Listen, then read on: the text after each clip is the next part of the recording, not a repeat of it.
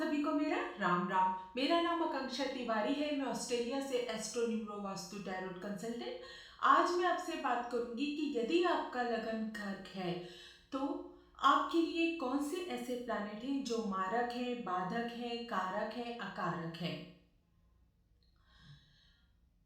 ये जो मैं आपको बताने वाली हूँ ये बहुत ही इम्पोर्टेंट होता है। यदि आप इस बात का पता कर लेते हो तो आप घर बैठे ही ये पता कर सकते हैं कि जो आपकी अपकमिंग महादशा अंतर्दशा होगी वो शुभ होगी या अशुभ होगी। ये जो है वो लघु पाराशरी के फंडामेंटल रूल्स हैं जो आपको पता ही होना चाहिए। उसके बाद ही जो है वो आप अपनी कुंडली का अच्छे से विवेचन कर सकते हैं। तो चलिए हम लोग देखते हैं कि कर्क लगन में कौन से प्लैनेट कैसा रिजल्ट देते हैं अपनी महादशा अंतर्दशा या प्रत्यंतर दशा में।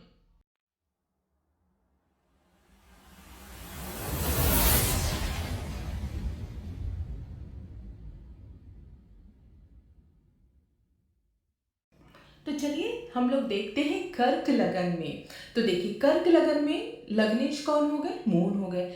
अब मून की कोई दूसरी राशि तो है नहीं, तो लग्नेश हमेशा पवित्र होते हैं, तो मून क्या हो जाएंगे? बेनिफिक प्लैनेट हो जाएंगे, कारक प्लैनेट हो जाएंगे। ठीक है। दूसरा अब हम सन को ले लेते हैं, सूर्य को ले लेते हैं। तो मैंने आप लोगों को पहले भी बोला है कि सेकेंड और 12th हाउस का मालिक लघु पाराशरी के नियम के अकॉर्डिंग सम होता है, उसकी दूसरी राशि जहां जाती है वो वैसे रिजल्ट देता है। तो यहाँ तो सूर्य की कोई दूसरी राशि है ही नहीं, तो वो क्या हो जाएंगे? न्यूट्रल हो जाएंगे। अब हम लोग आ जाते हैं किसमें? बुध में आ जाते हैं। तो बुध की एक राशि कहाँ है?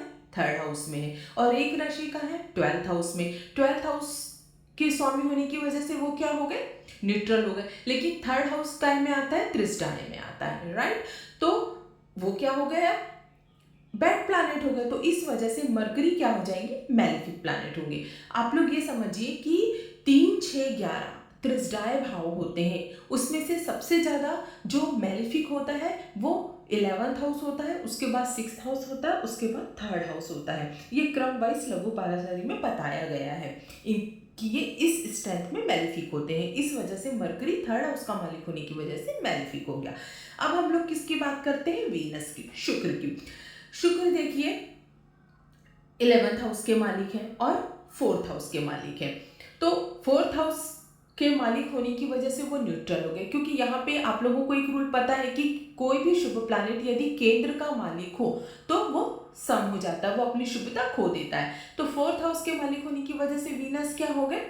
न्यूट्रल हो गए, सम हो गए। लेकिन 11th हाउस के मालिक हो गए, और 11th हाउस त्रिजडाय में आता है और 6 से 6 आता है, और त्रिजडाय में सबसे ज्यादा मैलिफिक माना गया है।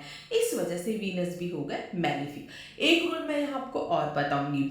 जो चर राशियां होती हैं 1, 4, 7, 10, इनमें जो बाधक होता है वो 11th हाउस का मालिक ही होता है। इस वजह से यहाँ पर वीनस जो होंगे वो बाधिकेश भी होंगे, तो कुल मिला के हम इनको मैलिफिक ही बोलेंगे। ठीक है। अब हम लोग बात कर लेते हैं सैटर्न की, शनि की। तो देखिए शनि 7th हाउस के भी मालिक है और 8th हाउस के भी मालिक है। तो 8th हाउस का मालिक तो अच्छा होता ही नहीं, आप लोगों को पता ही है, त्रिक भाव का मालिक है। और जो 7वें हाउस का मालिक होता है वो क्या हो जाता है? वो मार्केश हो जाता है। इस वजह से शनि जो होंगे वो कर्क लगन की जातकों के लिए मार्केश हो जाएंगे।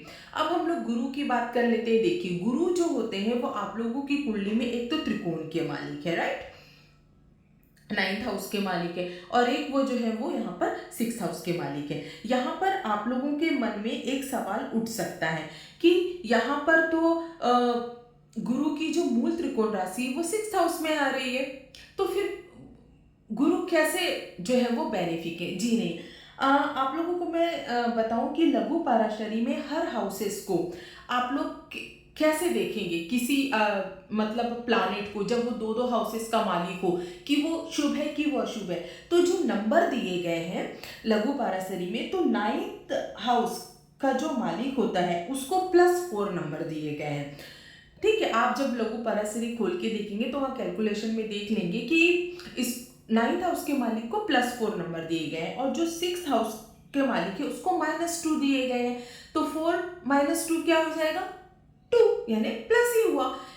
इसलिए जुपिटर जो होता है वो बेनिफिक होता है। यहाँ मैं आप लोगों को बिल्कुल एकदम टेक्निकल सही रूल आपको बता रही हूँ ताकि आपको कंफ्यूजन ना हो, कभी दिमाग में ही नहीं कि अरे इसकी तो मूल त्रिकोण राशि यहाँ थी फिर ये कैसे शुभ, क्योंकि कई जगह हमने मूल त्रिकोण की भी बात की है इसलिए, लेकिन यहाँ पर यही रूल है। अगर आई डोंट नो आप लोगों को ये दिख पा रहा है कि नहीं, पर मैं ये शेयर करूंगी, यही है लघु पराशरी में, जहाँ पर इन्होंने आप देख सकते हैं कि लगन को +1 पॉइंट दिए हैं, फोर्थ हाउस को +2, ये इसलिए त्रिकोण को इतनी ये इसलिए दिए हुए हैं ताकि आप लोगों को कोई कंफ्यूजन ना हो। जब एक प्लैनेट अच्छे घर का भी मालिक हो, त्रिकोण का भी हो, ऐसा केंद्र का भी हो, तो कोई कंफ्यूजन ना हो, तो आप लोग ये कैलकुलेशन करके देख सकते हो।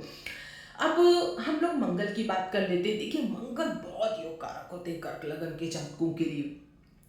मंगल आप लोगों के एक तो 10th हाउस के मालिक होते हैं और दूसरा मंगल आप लोगों के 5th हाउस के मालिक होते हैं, मतलब त्रिकोण और केंद्र का मालिक। तो यहाँ पर मंगल सिर्फ कारक नहीं, योग कारक प्लैनेट हो जाते हैं। तो देखिए मून बेनिफिक मीन्स कारक, सन सम, ठीक है, सूर्य सम, मरकरी बुध जो है वो अकारक, वीनस जो है वो अकारक, ठीक है, और शनि जो है वो मार्केस, और गुरु जो है वो बेनिफिट, और मंगल जो है वो योग कारक प्लैनेट होते हैं। आई होप कि ये वीडियो आप लोगों को पसंद आया होगा, और मेरे साथ जुड़े रहने के लिए, ये वीडियो देखने के लिए आपको प्रेम पूर्वक धन्यवाद। जय श्री राम।